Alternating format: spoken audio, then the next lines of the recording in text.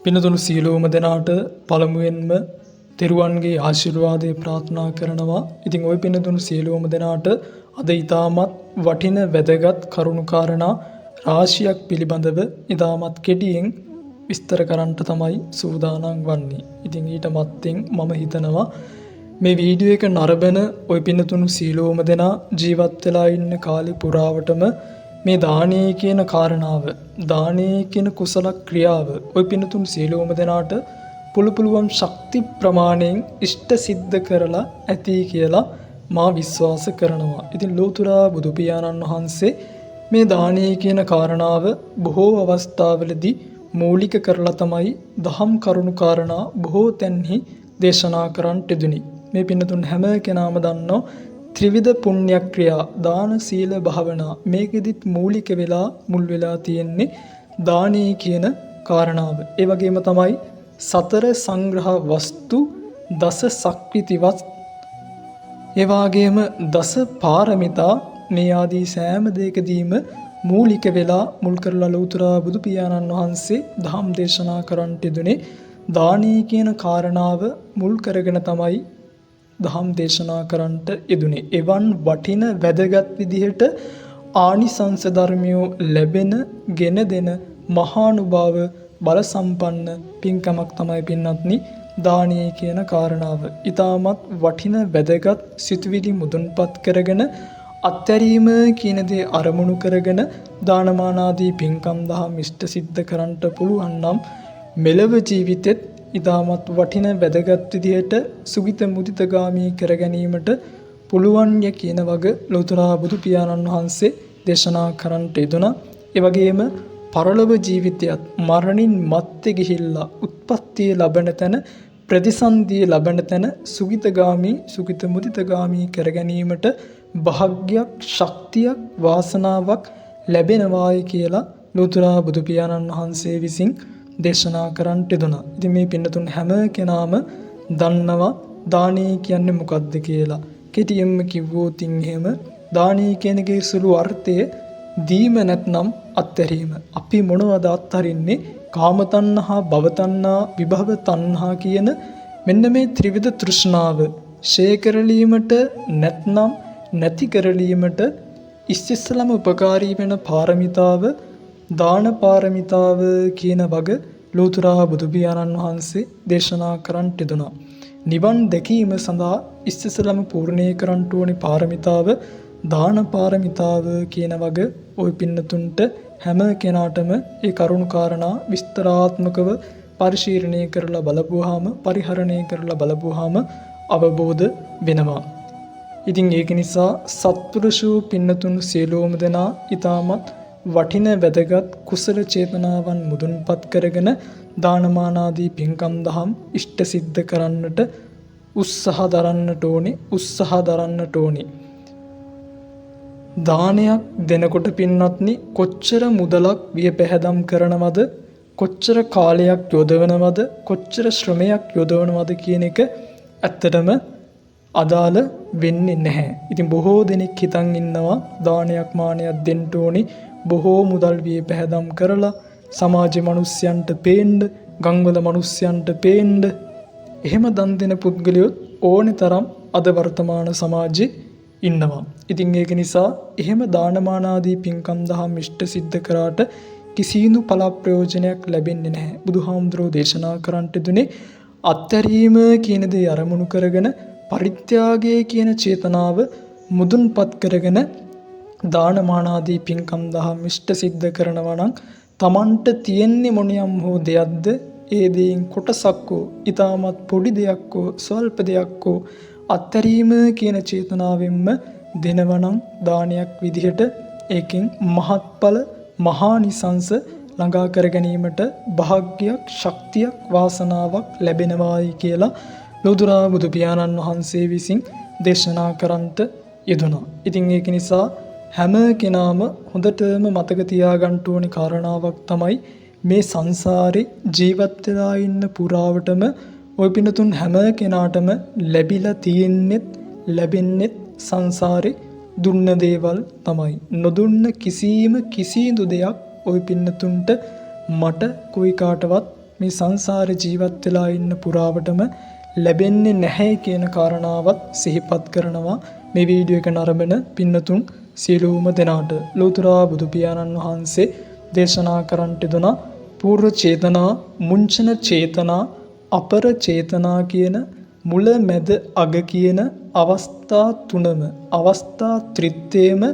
පාරිශුද්ධ නොහොත් පිරිසුදු භාවයට පත් කරගෙන තමයි පින්වත්නි දානයක් මානයක් ඉෂ්ට සිද්ධ කරන්නට ඕනි. එතකොට තමයි ඒ ලැබෙනා වූ ආනිසංස මහත්ඵල මහානිසංස භාවයට පත්වන්නේ කියන වග ලෝතර බුදු පියාණන් වහන්සේ විසින් දේශනා කරන්නට යෙදුනි. ඉතින් මේ කරුණු කාරණා සියල්ලම මේ පින්නතුන් දැන ඉගෙනගෙන අවබෝධ කරගෙන පින්කම් දහම් ඉෂ්ට සිද්ධ කරනවා නම් ගොඩක්ම විශේෂයෙන් වටිනවා වැදගත්කමකින් යුක්තයි. එහෙම පින්කම් දහම් ඉෂ්ට සිද්ධ කරනවා නම් කරන්නම් වාලි පින්කම් ඉෂ්ට සිද්ධ කරනවට වඩා පිනෙන් ලැබෙන ආනිසංස දැනගෙන අවබෝධ කරගෙන පින්කම් දහම් ඉෂ්ට සිද්ධ කරන එක විශේෂයෙන්ම බෞද්ධ දර්ශනයේ අදහන බෞද්ධ ජනතාවට බෞද්ධ බැතිමතුන්ට වඩාත්ම වටිනවා වැදගත්. ලෝතර බුදු පියාණන් වහන්සේ දානයේ පිළිබඳව බොහෝ අවස්ථාවලදී මූලික කරලා දේශනා කරන්නට යෙදුණා. ඒ අතර මේ පින්නතුන් හැම කෙනාම දන්නවා දානයක් දුන්නාම ප්‍රධාන වශයෙන් අපිට ලැබෙනවා ආනිසංස පහක්. ආයුෂය, වර්ණය, සැපය, බලය, ප්‍රඥාව කියන පංචවිධ සම්පත් ළඟා කර ගැනීමට භාග්යක්, ශක්තියක්, වාසනාවක් ලැබෙනවායි කියලා ලෝතර බුදු පියාණන් වහන්සේ විසින් අංගුත්තර නිකායේදී භෝජන කියන සූත්‍රයේදී ඊටමත් වටින වැදගත් විදිහට දේශනා කරන්නට යෙදුණා. ඉතින් මේ කරුණු කාරණා සියල්ලක්ම මේ පින්නතුන් ධර්මයේ ශ්‍රවණය කරද්දී පතපොත පරිශීලනය කරලා දැනගෙන තියෙන කාරණා. විශේෂම සූත්‍රයක් තියෙනවා ලෝතර බුදු පියාණන් වහන්සේ අංගුත්තර නිකායේදීම පැහැදිලි කරනවා පින්වත්නි දානානිසංස සූත්‍රය. මං හිතනවා මේ ධර්මයේ ශ්‍රවණය කරන ওই පින්නතුන් හැම කෙනාම මේ සූත්‍රය කියවලා ඇති, පරිශීලනය කරලා ඇති, කරුණු කාරණා දැන ඉගෙනගෙන ඇති කියලා මා විශ්වාස කරනවා. ප්‍රධාන කාරණා හතරක් බුදු පියාණන් වහන්සේ දේශනා කරන්නට යෙදුණා. පළවෙනි කාරණාව තමයි බහුනෝ ජනස්ස පියෝ හෝති මනාපෝ. බහුනෝ ජනස්ස බොහෝ මිනිසුන්ට පියෝ හෝති ප්‍රිය වෙනවායි කියලා ලෝතර බුදු පියාණන් වහන්සේ දානානිසංස සූත්‍රයේදී පළවෙනි කාරණාව හැටියට දේශනා කරන්නට යෙදුණා. ඒ කියන්නේ දන් දෙන පුද්ගලයෝ සෑම මිනිස්සෙක්ටම ප්‍රිය පුද්ගලයෙක් බවට පත් වෙනවා. සෑම දෙනෙක්ගේම ආදරය, කරුණාව ලැබෙනවා දන් දෙන පුද්ගලයන්ට කියන කාරණාව තමයි ඒ කාරණාවෙන් සිහිපත් කරන්නේ. ඒ වගේම දෙවෙනි කාරණාව හැටියට බුදුහාමුදුරුවෝ සිහිපත් කරනවා සන්තෝ සප්පුරිසා භජಂತಿ. දන් දෙන සත්පුරුෂෝ පණ්ඩිත ප්‍රඥාවන්ත පුද්ගලයෝ සාන්ත වූ සත්පුරුෂ පුද්ගලයෝ තමයි ඔහුගේ ඇසුරට යොමු වෙන්නේ. ඔහු ආශ්‍රය නිශ්‍රය කරන්නේ, ආශ්‍රය කිරීමට ඔහුට හමු වෙන්නේ බොහෝමත්ම කල්යාණ මිත්‍ර සත්පුරුෂ පුද්ගලයේ හැටියට තමයි බුදු පියාණන් වහන්සේ ඒ කාරණාවෙන් පැහැදිලි කරන්නට යෙදුනේ. තුන්වෙනි කාරණාව හැටියට බුදුහාමුදුරුවෝ දේශනා කරන්නට යෙදුනා කල්යාණෝ කිත්ති සද්දෝ අබ්බුග්ගච්ඡති. කල්යාණ මිත්‍රාදීන් විසින් තමන්ගේ ගුණ සුවඳ, ගුණ රාවේ සතර දිශාවේ පතුරනවායි කියලා දේශනා කරන්නට යෙදුණා. ඉතින් මේ කාරණාව බොහෝමත්ම වැදගත්. අද සමාජ ජීවත් වෙන බොහෝ මිනිසුන් පින්වත්නි අනිත් මිනිස්යන්ගේ තිබෙන්නා වූ හොඳ ගුණ, හොඳ දේවල් වලට වඩා නරක දේවල් තමයි බොහෝ දෙනෙක් හොයන්න පෙළඹෙන්නේ.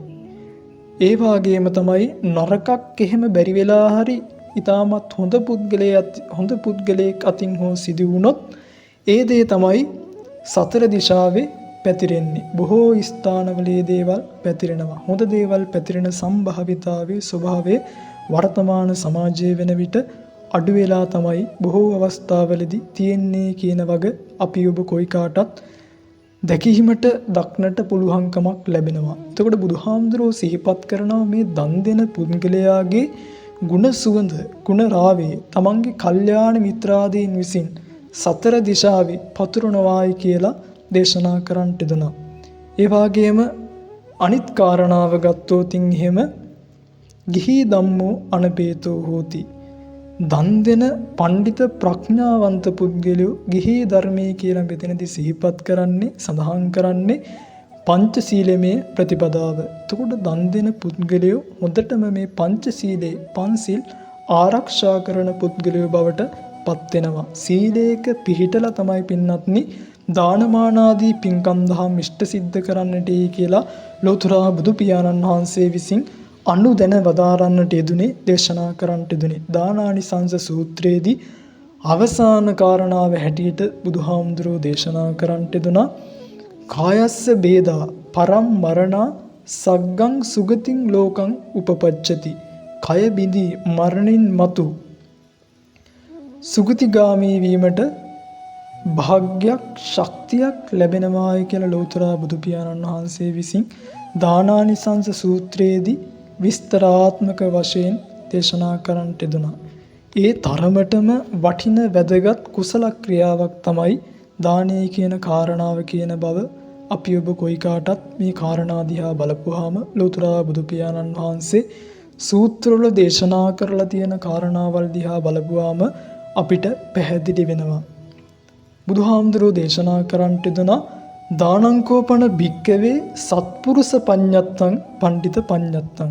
මේ දානයේ කියන සත්පුරුෂ ක්‍රියාදාමයේ ඉෂ්ට සිද්ධ කරන්නේ පණ්ඩිත ප්‍රඥාවන්ත පුද්ගලයෝ කියන වග තමයි ලෝතර බුදු පියාණන් වහන්සේගේ බුද්ධ දේශනාව තුළ ගම්මේ වෙන්නේ අර්ථවත් වෙන්නේ පැහැදිලි වෙන්නේ. ඉතින් ඒක නිසා දානයේ කියන කාරණාව ඔය පින්නතුණු සියලුම දෙනාට පුළුවන් ශක්ති ප්‍රමාණයෙන් ඉෂ්ට සිද්ධ කරන්නට පෙළඹෙන්නට අවශ්‍යයි. අනිවාර්යයෙන්ම ඉෂ්ට සිද්ධ කළ යුතු ක්‍රියාදාමයක්.